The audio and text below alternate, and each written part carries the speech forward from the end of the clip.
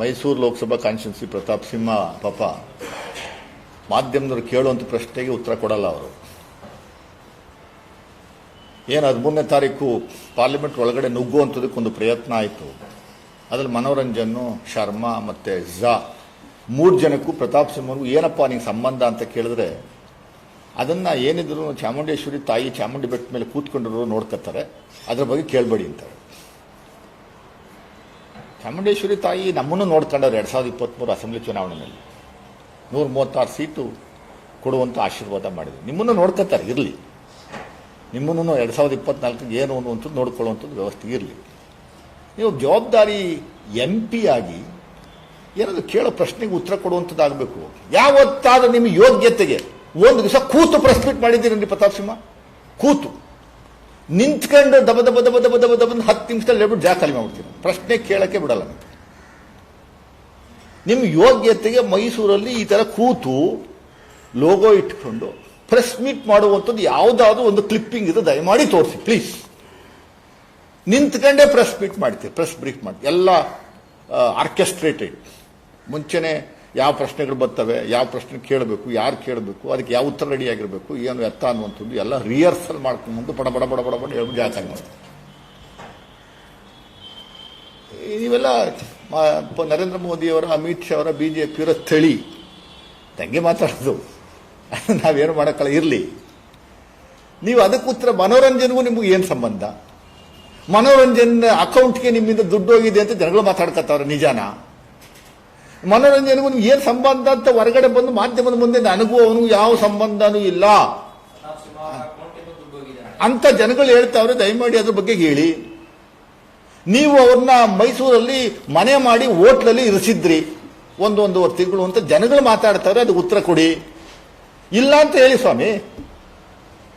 ನೀವು ಮಾಧ್ಯಮದ ಮುಂದೆ ಬಂದು ನನಗೂ ಅವ್ರಿಗೂ ಸಂಬಂಧ ಇಲ್ಲ, ನನ್ನ ಅಕೌಂಟಿಂದ ದುಡ್ಡು ಹೋಗಿಲ್ಲ, ನಾನು ಅವ್ರ ಜೊತೆ ಮೀಟಿಂಗ್ ಮಾಡಿಲ್ಲ, ನಮ್ಮ ಆಫೀಸಲ್ಲಿ ಕೂರಿಸಿ ಮೀಟಿಂಗ್ ಮಾಡಿಲ್ಲ, ನಾನು ಸಹಾಯ ಮಾಡಿಲ್ಲ, ಅದ್ರ ಉದ್ದೇಶ ನನಗೂ ಅದಕ್ಕೆ ಏನೂ ಇಲ್ಲ ಅಂತ ಹೇಳಿ.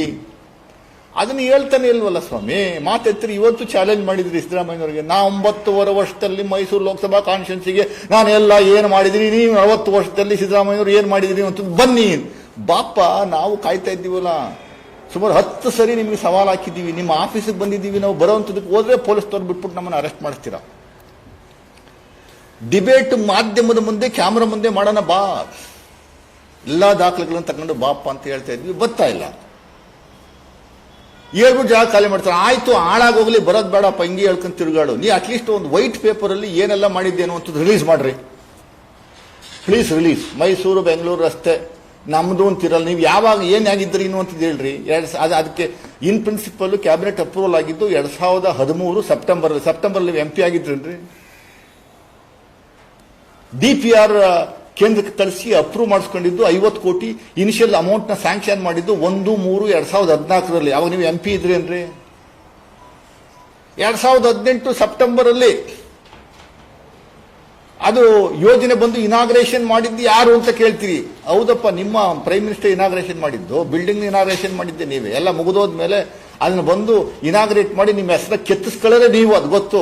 ಇನಿಷಿಯಲ್ ಆಗಿ ಸ್ಟೇಜ್ನ ಶುರು ಮಾಡಿದ್ದು ಮೈಸೂರು ಬೆಂಗಳೂರು ರಸ್ತೆಗೆ ಯಾರು? ಸುಮಾರು 100 ಕೋಟಿ ಅದ್ರಲ್ಲಿ ಕಮಿಷನ್ ಪಡೆದಿದ್ದೀರಾ ಅಂತ ನಾವೆಲ್ಲ ಮಂಡ್ಯದವ್ರು ಪ್ರೆಸ್ ಮೀಟ್ ಮಾಡಿ ಹೇಳವ್ರೆ. ಆ ಮೈಸೂರು ಬೆಂಗಳೂರು ದಶಪಥ ಅಲ್ಲ, ಅದು 6 ಲೇನ್. ಅದು ಆ ಕಡೆ ಈ ಕಡೆ ಒಂದು ಸರ್ವಿಸ್ ರೋಡ್ ಇದೆ ಅಷ್ಟೇನೆ. ದಶಪಥ ಅಲ್ಲ ಅದು. ಏನು ಪುಕ್ಕಟ್ಟು ಏನು ಕೊಡ್ತಾ ಇಲ್ವಲ್ಲ. ಒಂದ್ಸರಿ ಹೋಗಿ ಮೈಸೂರಿಂದ ಬೆಂಗಳೂರಿಗೆ ಬಂದ್ರೆ ನಿಮಗೆ ಫಾಸ್ಟ್ ಆಗಿದ್ರೆ ಓಕೆ, ಇಲ್ಲ ಭಾರತ್ ಟ್ರೈನಲ್ಲಿ ಬರ್ಬೋದು 1.5 ಗಂಟೆನಲ್ಲಿ. ಅದು ಬಿಟ್ಬಿಟ್ಟು ಏನು ಹೇಳ್ಕೊಂತಿರ್ತೀರಿ. ನಿಮ್ಮ ತಮ್ಮ ವಿಕ್ರಮ್ ಸಿಂಹ ಅದಕ್ಕೂ ಉತ್ತರ ಕೊಡ್ತಾ ಇಲ್ಲ. ಇದು ನಿಲ್ಲಿಸಬೇಕು Pratap Simha. 2024 is going to be an end for you. They will give a break.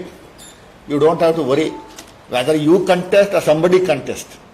ಇನ್ನ 4 ಪಾರ್ಟಿಗಳ ಜೊತೆ ಸೇರಿ ನೀವು ಅಲ್ಲಿ ಕಂಟೆಸ್ಟ್ ಮಾಡಿದ್ರು Mysuru Lok Sabha constituency is going to be for Congress party this time. There is no doubt in that.